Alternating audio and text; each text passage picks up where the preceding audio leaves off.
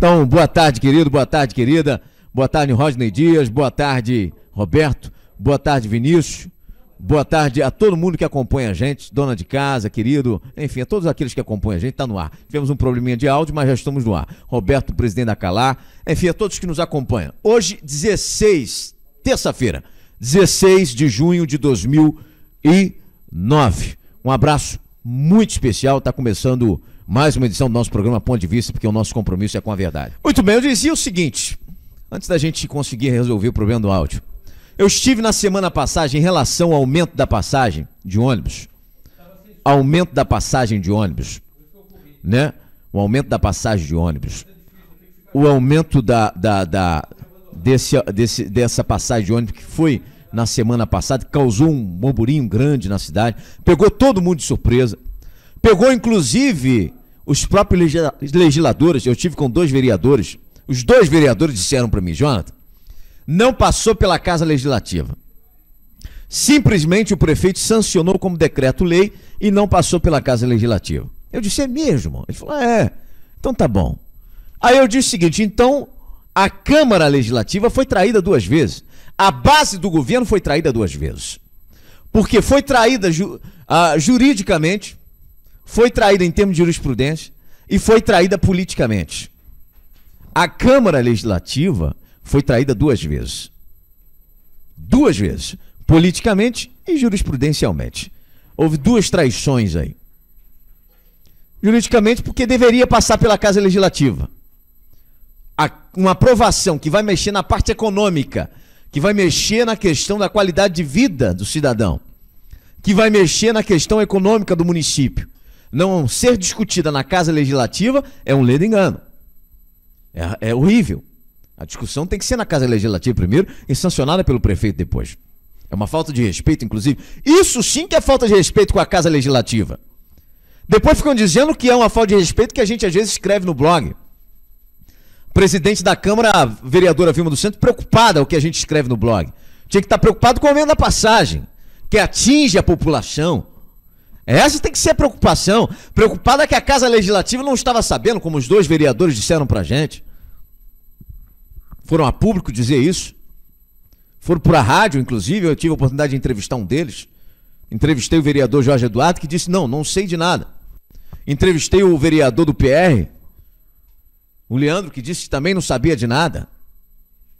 Então a traição é política. Quem paga a conta é a população. Estou com o regimento interno da Câmara aqui. Tá? O artigo 36, tá? Inciso 15, que fala sobre...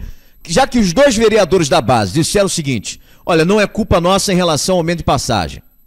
Não é culpa, não passou pela Casa Legislativa. Dentro do requerimento, dentro do regimento interno da Câmara Municipal, que cabe à presidência da Casa, para a gente tentar transparecer isso, o que cabe ao Executivo, ao Diretório da Casa, da Câmara Legislativa, é questionar o prefeito o aumento de passagem.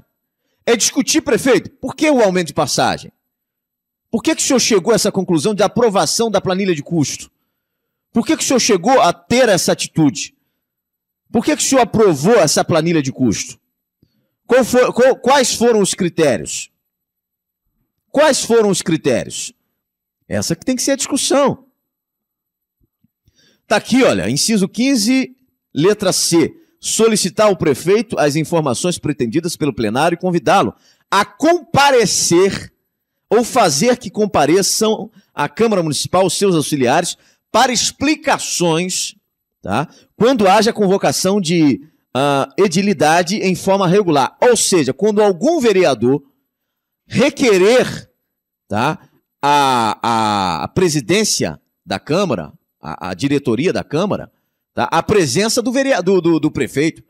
Qualquer vereador, está aqui no regimento interno da Câmara, pode requerer a presidência da Câmara, a vereadora Vilma dos Santos, tá, a presença do prefeito para explicar o que houve nesse aumento de passagem. Quais foram os requisitos básicos para o aumento? Ou requerer a presença da Procuradoria, da Controladoria. Alguém tem que explicar, alguém tem que pagar essa conta. Porque até agora, quem está pagando a conta é o usuário do transporte coletivo. Quem tá pagando a conta, aí depois, na época de eleição, vem com aquele discurso, né? Tudo lindo e maravilhoso. Quando a gente chegar lá, candidato usa muito esse discurso. Quando a gente chegar lá, tudo vai ser diferente. Tudo vai ser diferente. Diferente de quê? Diferente de quê? Para que a gente põe, então, vereador à frente? Para que a gente briga tanto para votar no vereador, para botar o vereador lá na Câmara Municipal? Para mudar de ideia? Já voltou? A Casa Legislativa já sofreu essa renovação que a gente estava solicitando. Todo mundo queria uma renovação. Renovação está aí. Agora, eu quero ver renovação, a população quer ver renovação nas atitudes também. Não é renovação apenas em personagem. É renovação em ações. É desse tipo de renovação que nós queremos. Vinícius, solta a matéria do transporte coletivo. Eu vou mostrar o que as pessoas estão pensando nas ruas em relação a esse transporte coletivo que nós temos. O que as pessoas estão pensando nas ruas?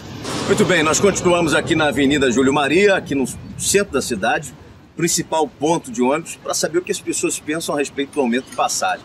Pegou muita gente de surpresa. O que as pessoas estão pensando na rua sobre esse aumento de passagem e sobre, principalmente, a qualidade do transporte coletivo em Angra dos Reis? A passagem aumentou, mas o diesel não abaixou? Então, por que aumentou se o diesel abaixou? Hã? Pegou você de surpresa também? Claro, com certeza. Porque se essa porcaria desse diesel abaixou, não era nem para ter aumentado. No mínimo, continuasse como estava. É ou não é? Acho que um abuso isso mesmo. É sim. É porque você paga para ir em pé. Se tivesse conforto no ônibus, se tivesse no horário certo, esse ônibus aqui, ele está marcado para 10h50. Já está atrasado. Vai encher, você vai pagar R$ 2,25 para andar em pé. É o que acontece. Qual é o seu nome? Armando. Senhor Armando, que nota você daria então para o transporte coletivo? 0 a quanto? 0 a 10. 5. Qual é o seu nome? Posso perguntar? Qual é o seu nome? Lubiana. Rubiana. Dona Rubiana, me diz uma coisa. O que você está achando do transporte coletivo, principalmente sobre esse aumento de passagem? É absurdo. O aumentar o diesel foi de repente, né? Eu cheguei no dia, sabe?